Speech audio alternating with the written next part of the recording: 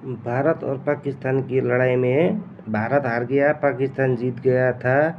लेकिन पाकिस्तान का कितना 9 वो टेररिस्ट का बेस और पाकिस्तान का मिलिट्री का 11 बेस उड़ गया।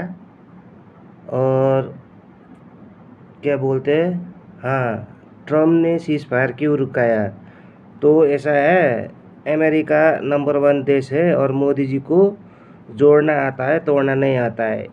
ट्रम्प कुत्ते के जैसे भौंक के मैंने सीज फायर करवाया ऐसा बोलने से हकीकत नहीं बदलता है, जो है वो है। और दूसरी बात क्या चल रहा है अभी भारत में? हाँ, ये क्या बोलते हैं, बकरी ईद को लेके।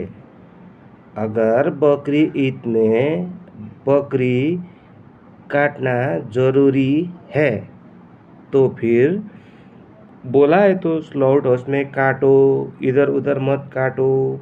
अगर आप लोगों ने कभी बकरी का मांस नहीं खाया है तो छुपा के घर में काटो, काहे झमेला करते हो? बात खत्म।